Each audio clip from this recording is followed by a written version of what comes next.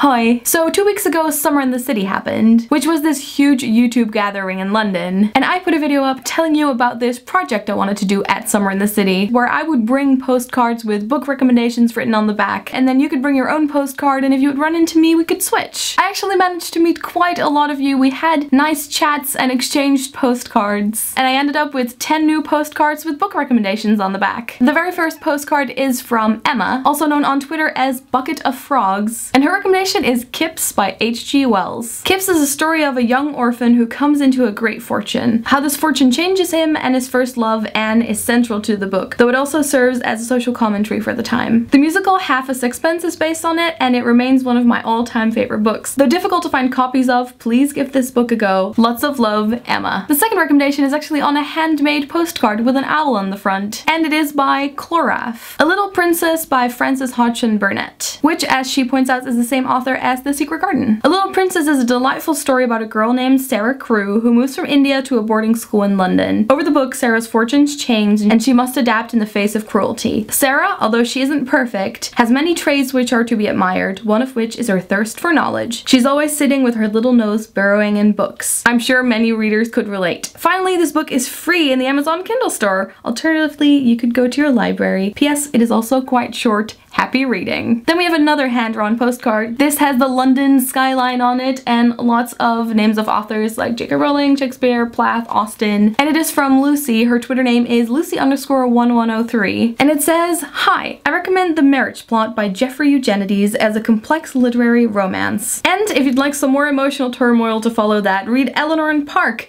which is very John Green-esque." It actually has the address of Summer in the City on it, which is really cute. Another handmade card, which I think is part of a Cadbury granola bar box. And it says, "Sana, please forgive the makeshift postcard. My recommendations are my favorite books read this year so far. Wonder by R.J. Palacio, The Book of Lost Things by John Connolly, and the Fairyland series, starting with The Girl Who Circumnavigated Fairyland in a Ship of Her Own Making by Catherine M. Valenti.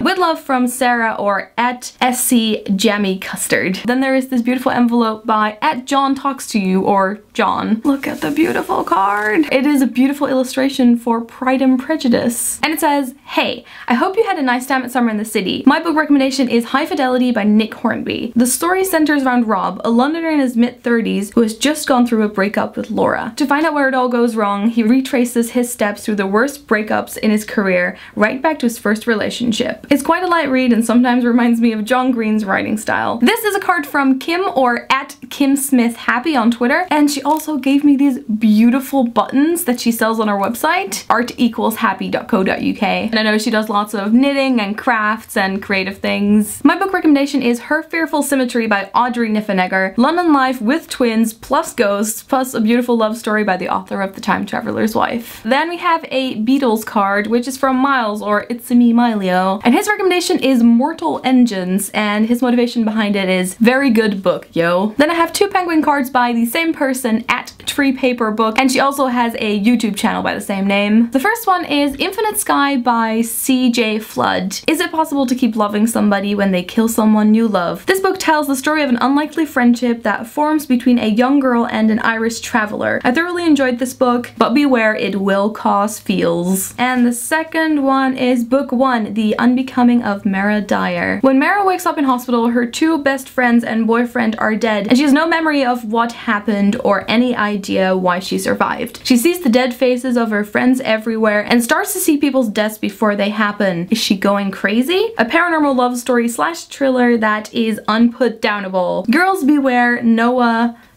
something feels. I don't know what his last name is, I can't read it, but there's a heart next to it. And then finally I have a holiday postcard from Mallorca, and it says, "Dear Sana, I'm going to recommend I, Coriander. I hope you haven't read it, but if you have, hey, wasn't it good? It's a slightly creepy children's tale set in 16th century London and one of my favorites." From at That's a Jessica. First of all, thank you so much for all the recommendations. This was such a lovely project to do. I will put links to all the Twitter accounts and websites and recommendations in the description, and I suggest that you go check out some of those books. I hope you enjoyed this video, and I'll talk to you guys later. Doei!